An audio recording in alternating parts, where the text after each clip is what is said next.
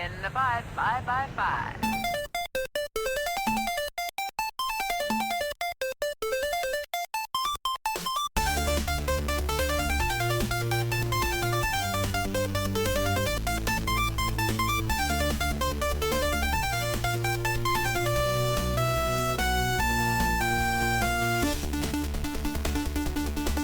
Start. All right, welcome to Retrotopia, everyone. This is another episode.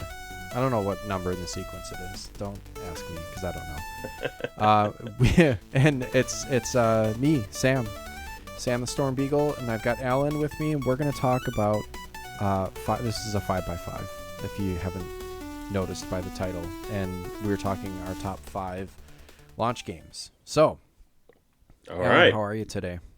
I'm good, man. I am noticeably not Brian, and here for my very first 5x5 because, even though people have been very kindly requesting my presence on a 5x5, it's still not the 5x5x5. So I think we're going to blue ball them a little bit with this one. Yeah, a little bit. Hey, But it was it's funny that you haven't been on one of these since we've been doing this for a bit now. But yeah. I'm glad you're here. And also, this is your second week in a row doing a countdown of some type. I was going to say, yeah, it's after it's a lot less to count down than 63 fucking games. But that's part of the reason why I've never done a 5x5 before, because like rankings genuinely terrify me because I have no idea how to put my opinions in any kind of order. So, but that gave me that gave me a bit of a taste, and so here I am. We should introduce a segment to Retro Bites where we make you blind rank stuff. If it gives you anxiety, let's just lean into that. Absolutely, yeah. Just terrify the shit out of me. I'm into it. Sam, all right. so Yes. we are talking about launch titles, and I wanted to ask you, how important do you think a launch title is for a console? Ah, man, looking back, I don't think they necessarily are. And I'll tell Yeah? you why. Because there are consoles that ended up being very, very successful that you look at their launch lineup and you think, that's it? Nothing that jumps out at you or that you would assume was a launch title. But then on the other hand, you look at certain games and you think, wow, that game moved systems. So it's hard to say definitively whether or not it matters. It can Yeah. or it can't. I mean, I didn't actually think of it like that, but while like researching for this episode, there were some consoles that came out that really just I don't know, just came onto the scene with a whimper. And like you said, still went on to do really, really well. But then on the flip side of that, I mean, we just had the Nintendo Switch reveal, or Switch 2 rather reveal. Yep. And I find myself thinking, okay, yeah, that's great. I'm excited for the console, but what the fuck am I playing on it? Like, more so than the console, I find myself just like, what games am I going to get excited for when this thing drops? And I've seen like probably clickbait rumors about, oh, they've got a new Zelda in the works, there's a new 3D Mario in the works, and it's just like, I love that speculation that comes with, what am I popping in this thing when I shell out 400 odd pounds for it?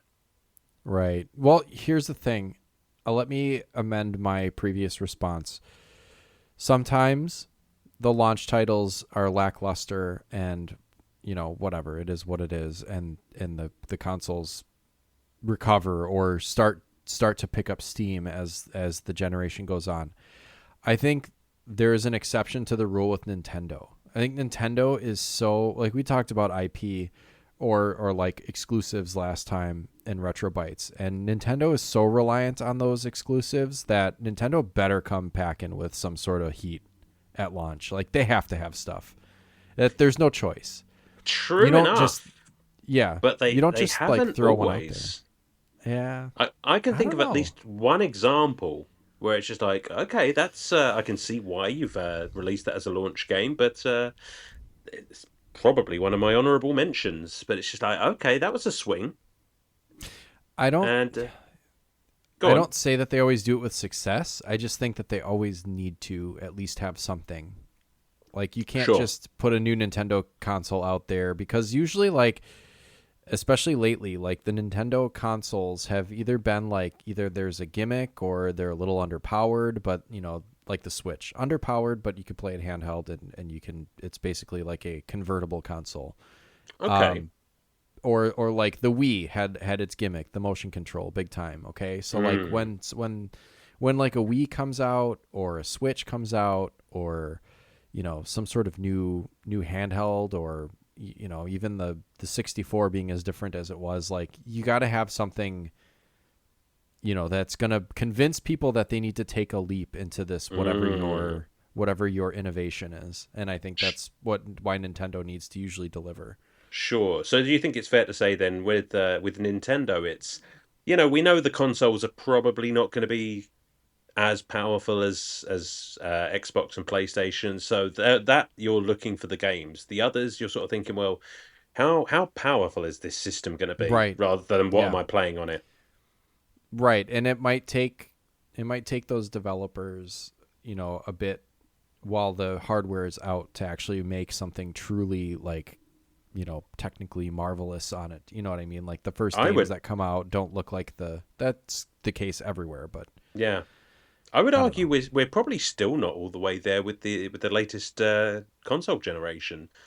Hmm. Like, is there such a huge jump between PS4 and PS5? I've yet to see that game that just goes, Yeah. fuck, that is real life. Yeah, I think the whatever the version of Last of Us that most recently came out for PS5, and I think that's the one that's on PS Plus. Mm. Because when I was playing it, I was like, God damn! Like I've played Final Fantasy VII remake. I've played Fallen Order. I haven't finished that yet, but Great game. Silent Hill 2 remake. Like all these games that are very like graphically look fantastic, fully voice acted. Obviously, mouths match up to which is just absolutely floors me is that they can like match up True. the mouth exactly to Yeah. what the Yeah. characters are saying. But The Last of Us just seem to look like head and shoulders above the rest, and I don't know why. Like the water looks good, and like the water in Final Fantasy VII remake looks like dog shit. There's like a couple of parts in the sewer where you have to like raise and lower the water levels. I was like, this looks stupid. And then like you play The Last of Us, it's like this looks photorealistic almost. It's just The, the, it's the Last incredible. of Us Part 1 remade, remastered, 2.8 HD. Yeah, Yeah. Yeah. it looks good. I don't doubt you for a second. What say we get into this fucking list? Yeah, we should. We've been going for a while. So yeah, thanks for bearing with us. We do have a couple of comments for some um, honorable mentions that I'd say didn't make either of our lists because we'll talk about it. But I took my list in kind of a fun direction, I think. So Cool. hopefully I it's fun to listen to and doesn't cause too much of a stir. I took my list in a dumb direction, I think, but Well, great. Fun and dumb is what we're going for. absolutely. I'm we're like into it. a we're like Harry Potter 4. All right. Yes.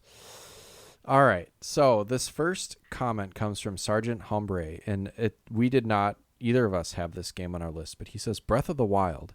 I bought this day one and played it a ton. Took me almost 2 years to beat Breath of the Wild, but I enjoyed that first few months when it was my first game on the Switch.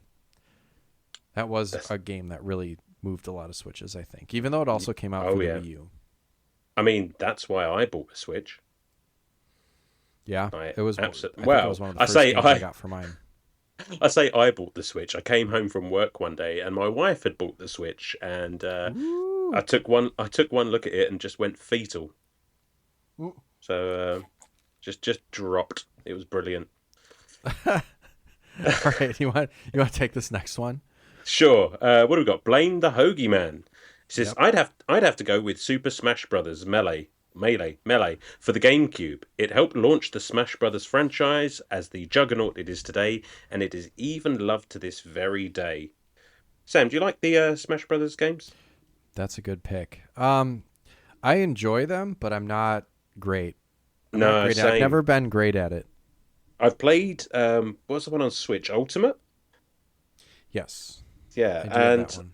I haven't beaten it. It kind of just fell by the wayside, but I do intend to go back to it one day. And again, yeah, it's just like me and fighting games, man. It's Yeah. just I don't know.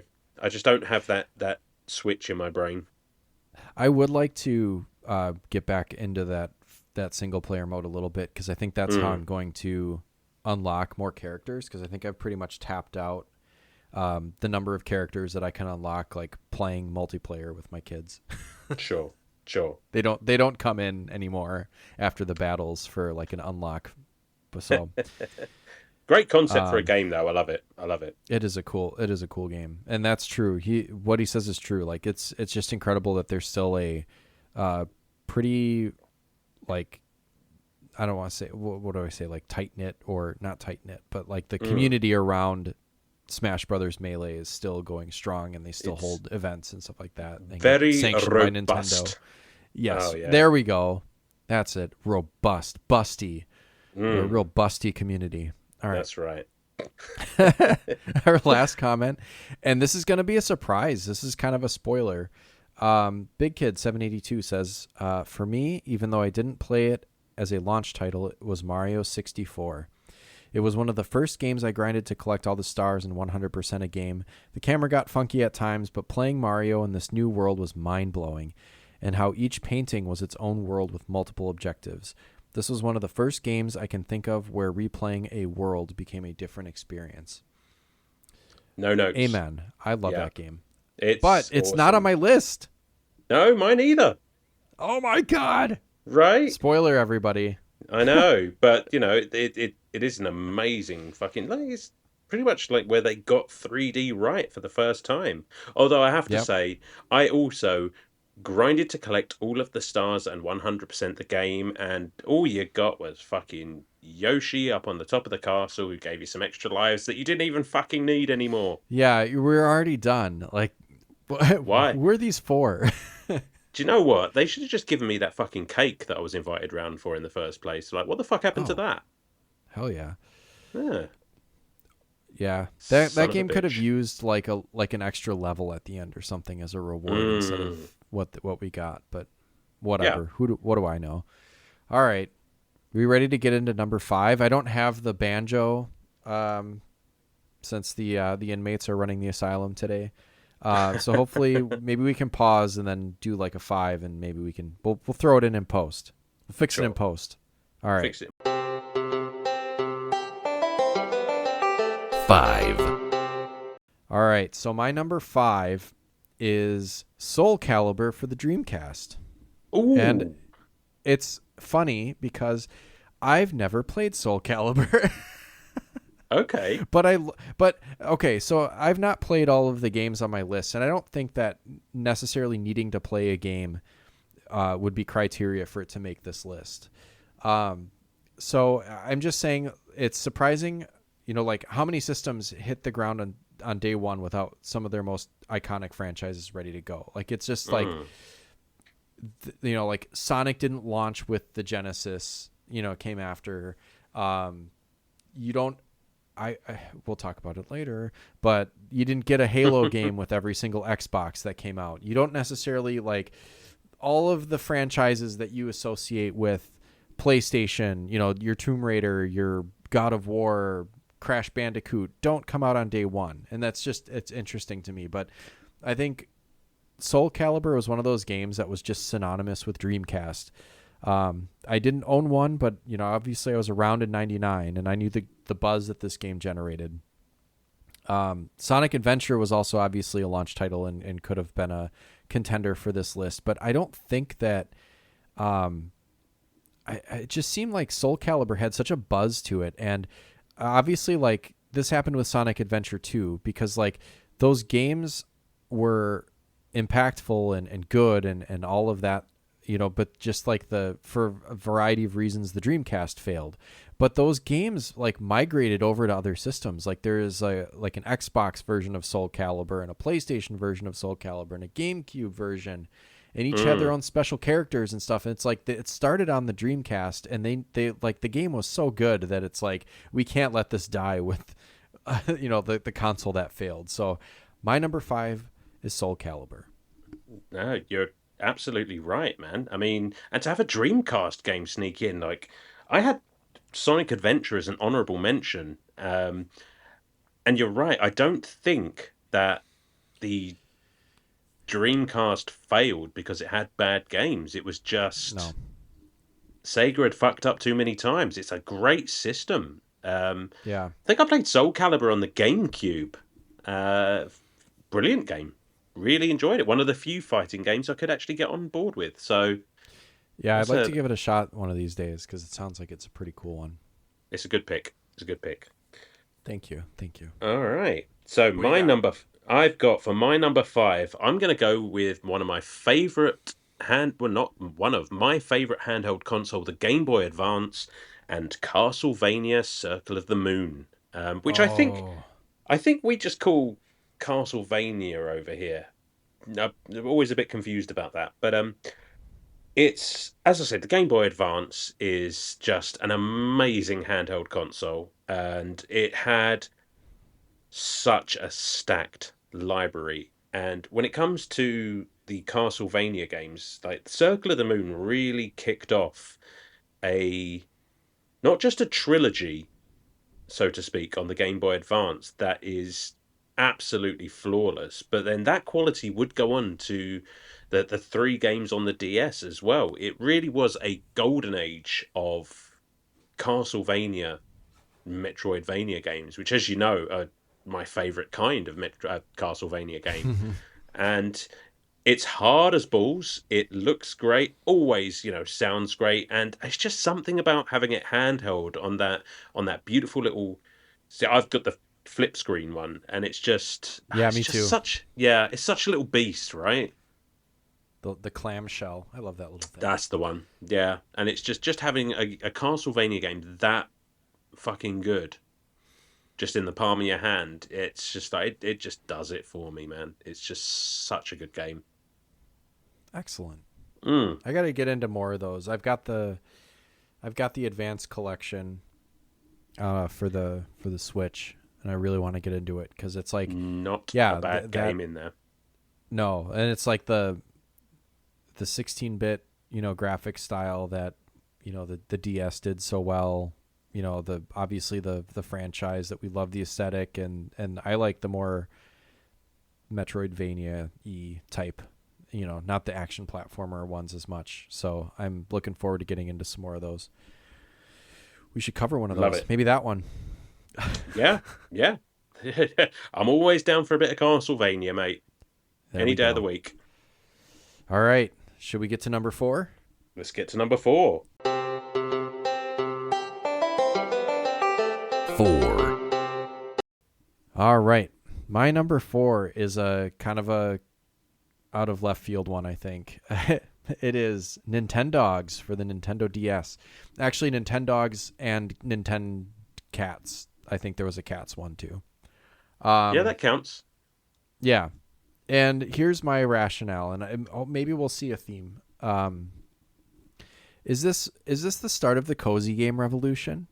Because now the cozy games have become a trend where, you like to sit down with your Animal Crossing or your Stardew Valley or your Story of Seasons, your cozy games, Picross, Nintendogs. Like I think the DS was so good at these types of games and really kind of like pushed that genre of just kind of like outside the box. Like it's not a video game that's going to be difficult.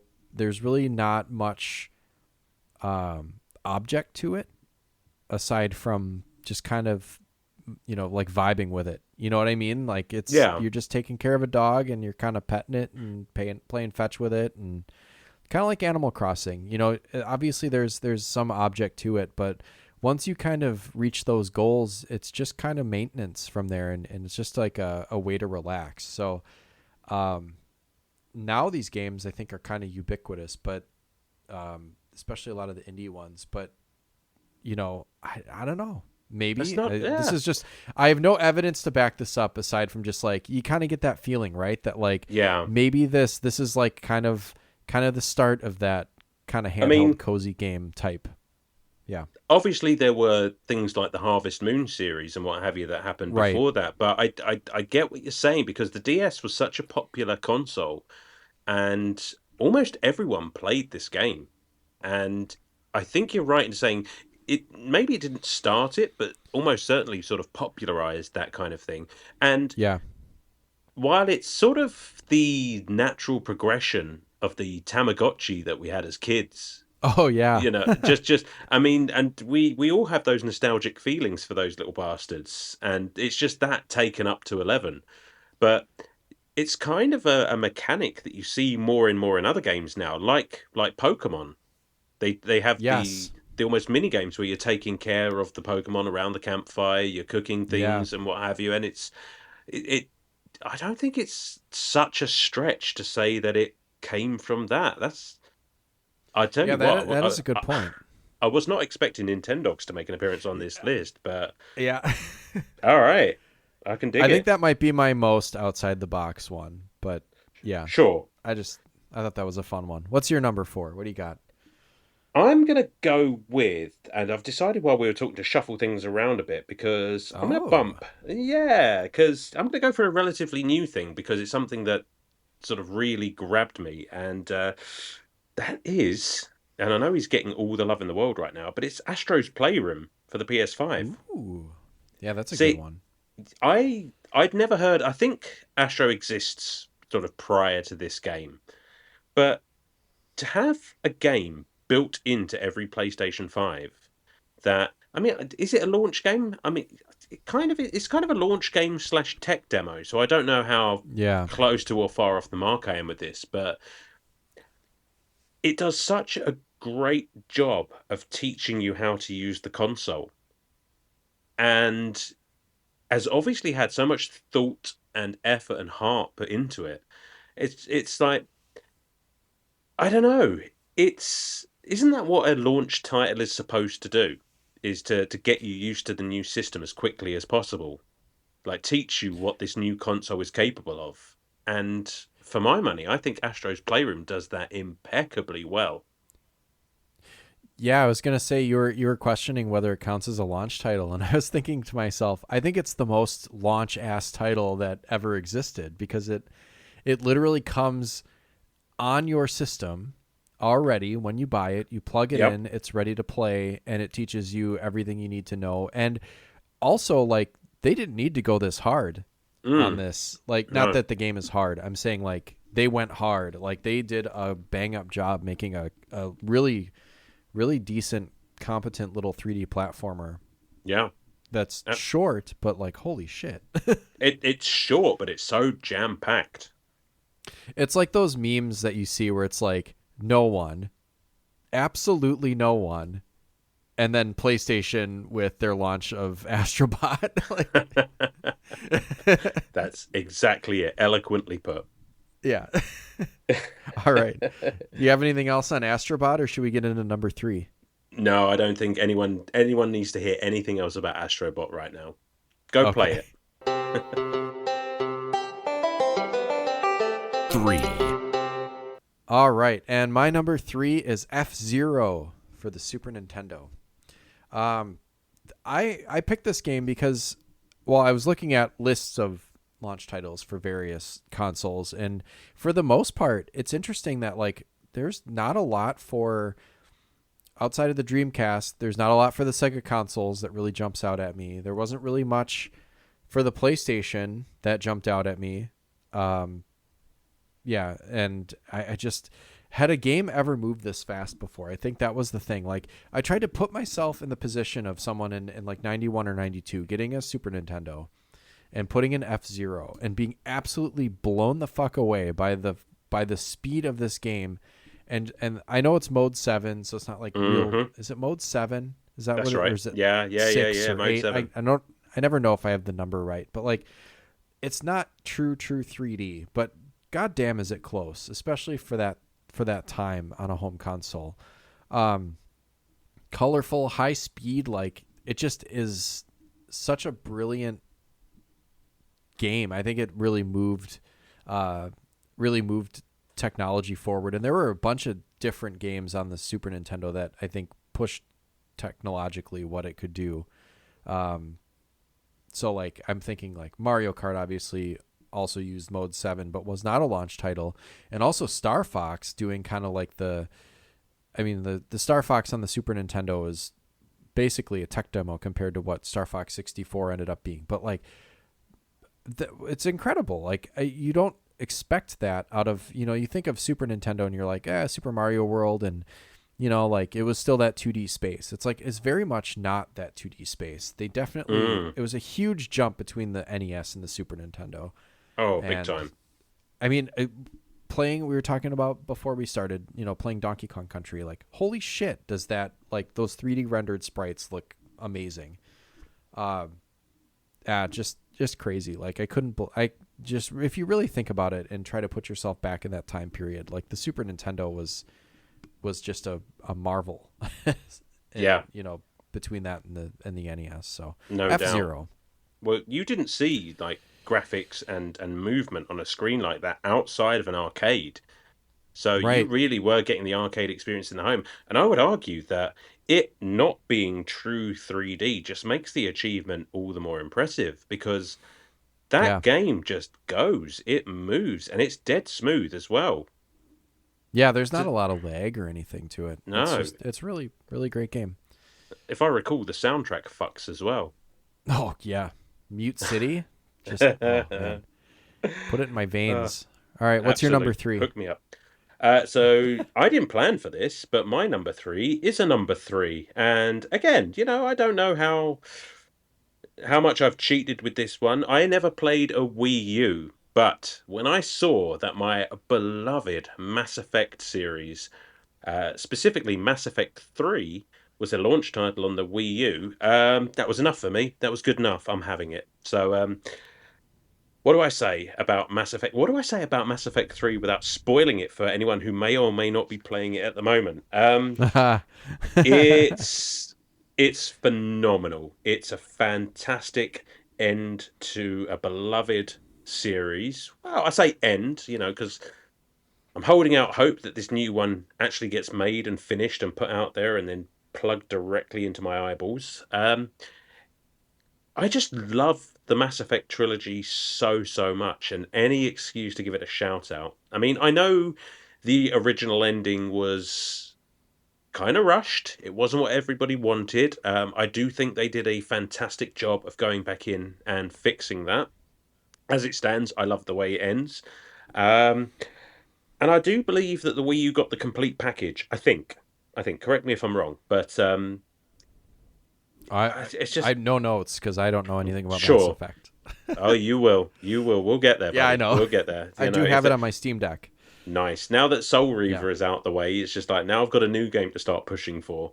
Um, Yeah. but yeah, just one of the greatest gaming trilogies of all time. Just all of the stakes in the third one are just off the chart. It's just epic, and I love and will always love Mass Effect 3. Maybe not as much as Mass Effect 2, but it's close. That's awesome. Did you said you didn't play it on the Wii U? No, I've never Or actually okay, touched a Wii U, but you haven't? no. Yeah.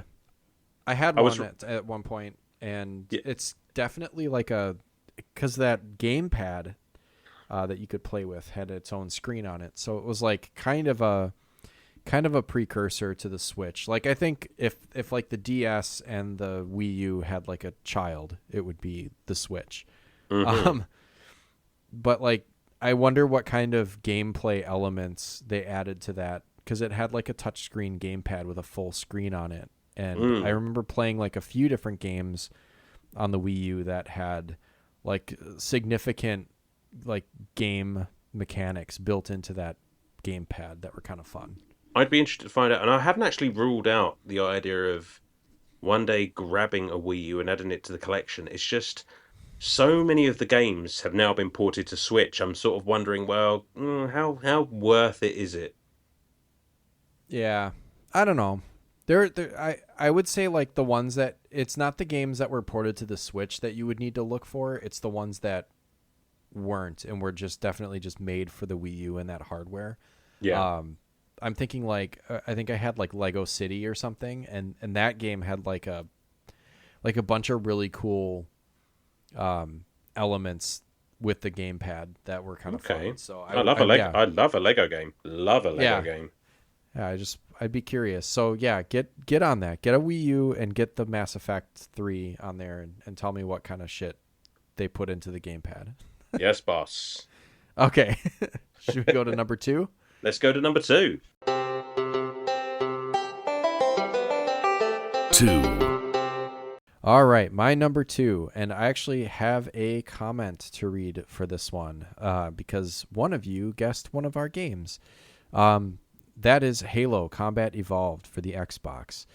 And we do have a comment. Let me grab it. Mr. Hooley, who is a new patron. So thank you. Thank you for joining. Thanks for listening. Welcome. And Hooley says, I'm going to have to go with one of the GOATs. Halo Combat Evolved is one of the greatest launch titles of all time. I can vividly remember my first time playing it and have so many great memories with that game and childhood friends. And trying to learn to use one stick to move and the other to look around was mind-blowing.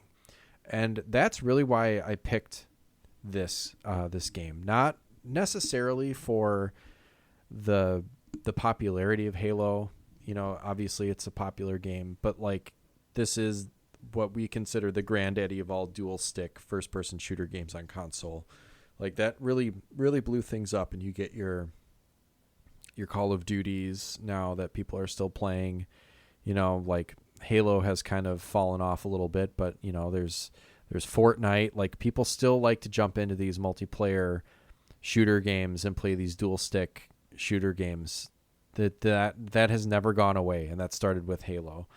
I think Halo sold Xboxes and made the console massively popular. Like Xbox is still a popular and viable way to play your games today. And I mean, it was Microsoft after all. So it wasn't like this is some like scrappy upstart company that's deciding to burst into the console market completely brand new. But like it did help a company break into the console market. I mean, we've seen like Amazon and Google try to jump into gaming a little bit to varying degrees of success. But like without a game like this and without something revolutionary like this, I don't know that Xbox may have been a flash in the pan. So that's my number 2. And it's another game I've never played. Well, that's a fair take. The only reason I didn't put Halo on this list is because I was so late to the party with Halo, and I never had one of the OG Xboxes until a few years ago. And while I love the Halo games. You know, they're great games. I've never been a big first-person shooter guy. Again, much for the same reason that I'm not a fighting game guy. It's just like I can play them fine. I'm just not very good at them. So I didn't want to put like Halo on my list and act like I knew what I was talking about. But there's I did. You're good, I acted man. like I knew what I was talking about. Do you know what? I believed every single word. But it is revolutionary. It changed the way games are played sort of forever. Yeah. And it's kind of fun to think back to when that twin stick things first came in. You know, I think it was met with a lot of confusion and a sort of, you know, what the fuck is this kind of an attitude? Because people were so used to playing first person shooters the old way. But once you get the hang of that way of playing, you do not go back. And nobody did. Nobody did. And, you know, that's, like you say, that's why Xbox is still around. Like, straight up. People talk about how, like, varying opinions on whether or not they think, like, a GoldenEye or Perfect Dark holds up.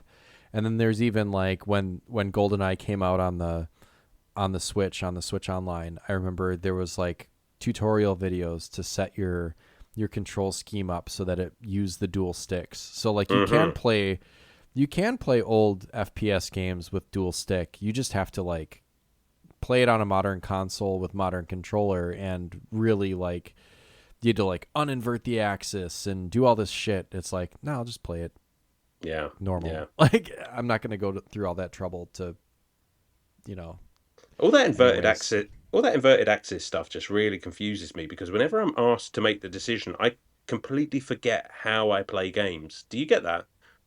Yes. It's just like, when Yeah. I push down, it goes up, but when I push up, it goes down. Is that normal for me, or is that it's like if you ask me, it's when I'm playing it I realize what I prefer. But if you ask me which way I like it, I just can't tell you. I can't tell you how I like it, Yeah. Sam.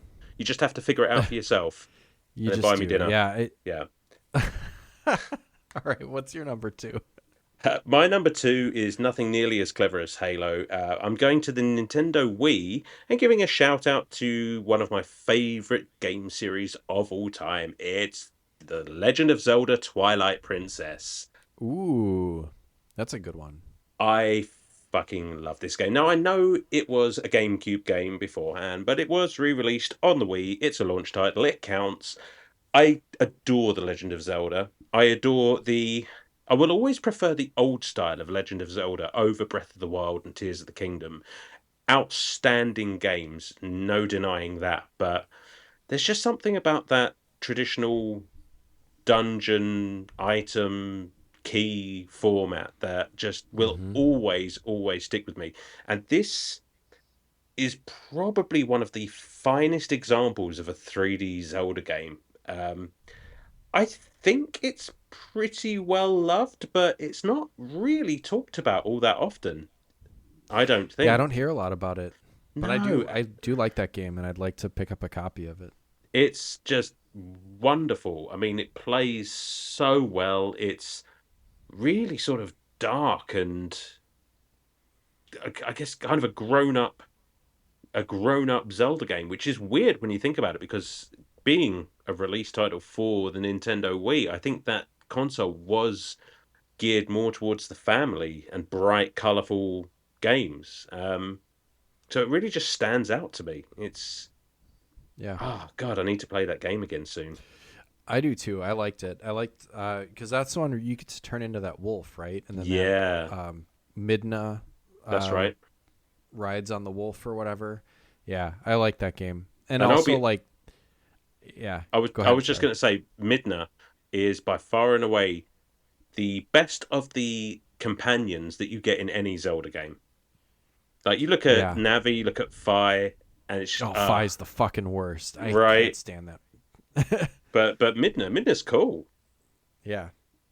So Yeah, yeah. and I don't know why this sticks out to me, but there's that one. It's almost. I mean, all Zelda games are kind of like this, where like the Metroidvania style. Like, well, you get a new item, you can access more stuff because you can, Mm. you can do this or that. But I really liked that thing where you like turn into a top, and then you use the gears to like climb stuff.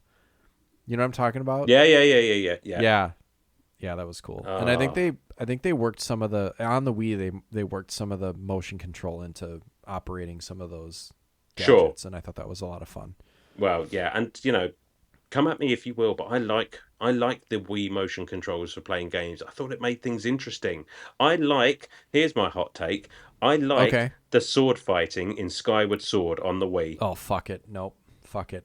No. Come at me. Come at me. No, And let because you know why? Because because Link of has been left-handed for his entire career until they came out with that fucking game and decided to make him right-handed, and then I Sam, couldn't play it very well. Sam, it's a different Yes. Link every game. No, it's God. not. Well, he's always left-handed except for that game Well, because they needed the sword to be in the right hand for like all of the players that are right-handed, which is most of them, and I realized that, but I didn't like it. give them a chance. I would be Give swinging the sword because like I'm not gonna switch hands. That's stupid. Like, I tell you what so though. my Gear sword would go exactly the opposite direction. Girahim can go fuck himself though. Oh, I hate that. That's the if we ever do like a most hated bosses, he's like one of my top. I hated that boss. Like, That's this fucking guy. yeah. All right, should we move on to our number one before we get too Let's. carried away? I'm going to be very interested to see if we've come up with the same number one. Yeah, that would be. All right, let's find out. 1, All right, my number one. Are you ready for this? I'm ready for it. Go on, say the My words. number one launch game is Tetris Oh, not what I for the was Game Boy. expecting. Oh, really? Okay. Well, I Tetris. What did Tetris do?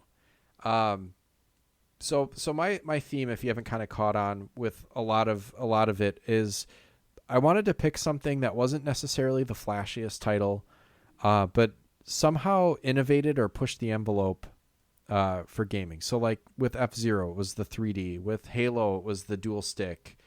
Um, with Nintendogs, it was kind of that cozy, low impact gaming experience. Um, I guess Soul Calibur didn't really fit. I just wanted to put it in there.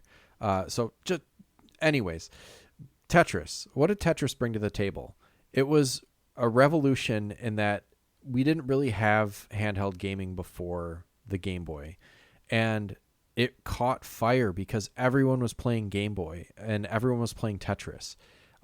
You would see like, I don't know, you could probably go look up news reports about old news reports about the Game Boy. It's like people like business people on the subway were playing Game Boy Tetris because it was like anyone could play it. You could just pick it up. It was so easy and fun to play and portable, and it moved units. Like the Game Boy, I think like the first phase of what really moved Game Boys was games like Tetris. It was Tetris for sure.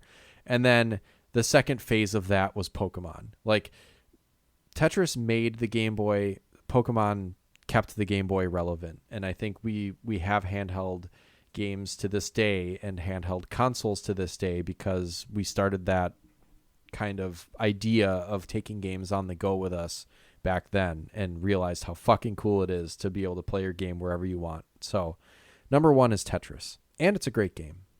You know what? Cannot disagree with a single word you just said. I mean, I'm surprised I didn't even think of it myself because it's like you said, it's anyone can play Tetris, and anyone did play Tetris. It was the game on Yep. what is inarguably one of the hottest pieces of tech at the time. It's just like, oh my God, I've got a console in my hands. And not only that, I can play this fucking crack cocaine of a puzzle game wherever I want. Yeah. Do you know what I mean? And it's just like, and Yep. like I say, businessmen were playing this in the 80s, 90s, or what have you. So there probably was a lot of cocaine being used while playing Tetris. Oh Um, god, you just do a rail right off your Game Boy and then and switch then it on just and play it. Yeah. that's it. Doing lines while you're dropping lines. There you go. Oh. Oh, I did a Tetris. I did 4 lines of cocaine and then got a Tetris. But yeah, absolutely stunning pick there because, I mean, isn't it still to this day one of the highest selling games of all time? I think so. And I Yeah, mean, there's so many iterations of it where, like the most recent now being like the Tetris Effect Connected, I think is the like the gold standard or the way to play it. But yeah, yeah, you could play Tetris on anything. You get on your yeah. phone, you can get it Yep. wherever. So Yeah. simple and yet so brilliant.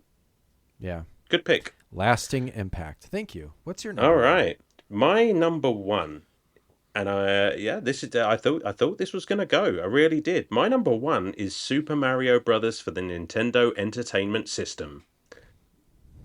Yep. I Not a bad I pick there.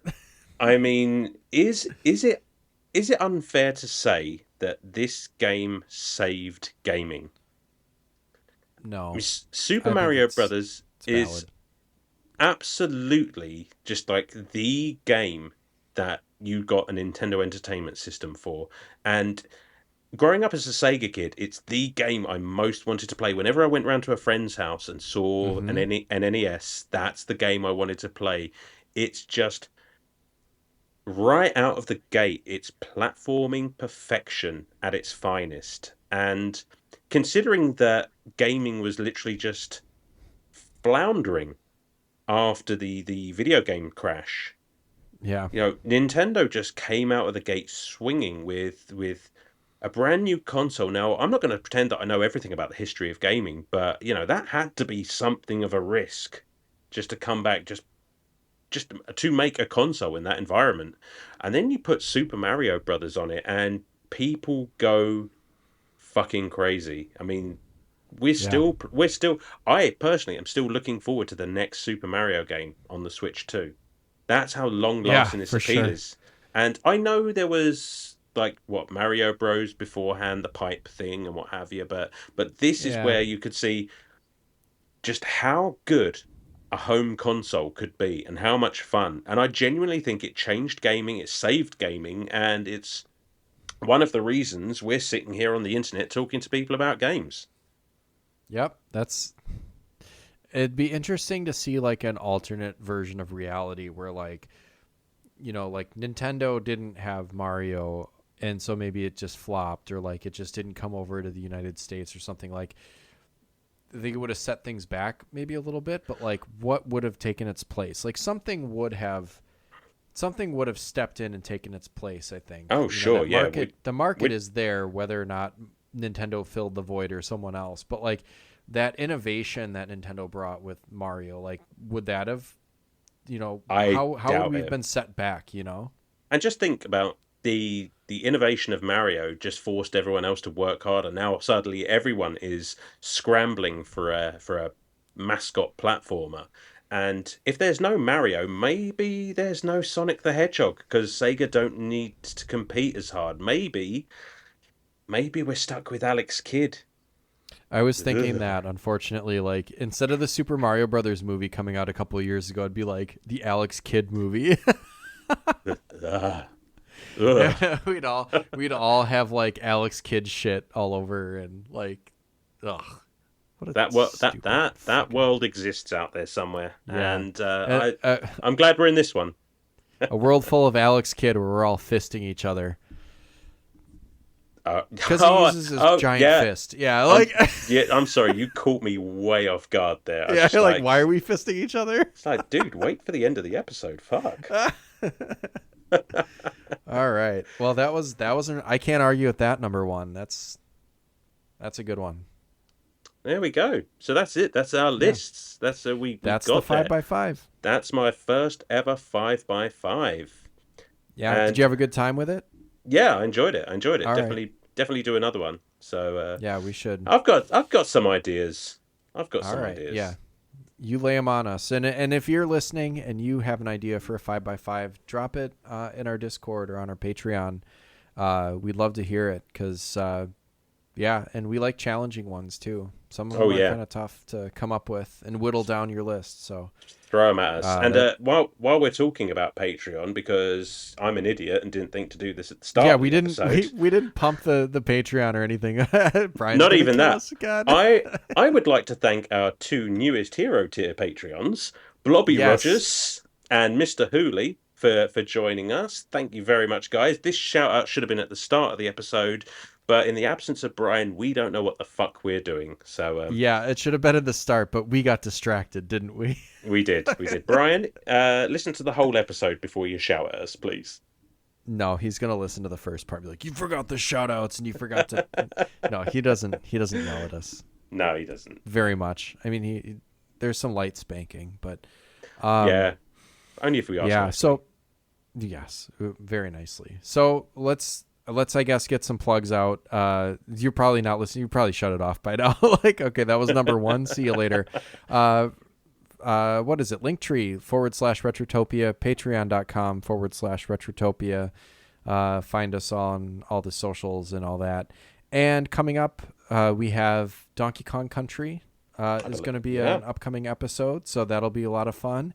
We're going to be doing working a little bit more solo episodes in. So I have my solo review of Beloved Rapture coming in. Alan, you're working on anything solo for upcoming episodes? Yeah, I think maybe the long-awaited Final Fantasy 13 episode might make an appearance at some point in the not too distant future. I'll see how it goes. Oh, hell yeah! I'm gonna have to shake a few cobwebs loose, but yeah, I think I remember enough about that to hold my own. Sounds good. Well, that's all. We'll sign off here, and I hope you all have a great week and take it easy. Bye.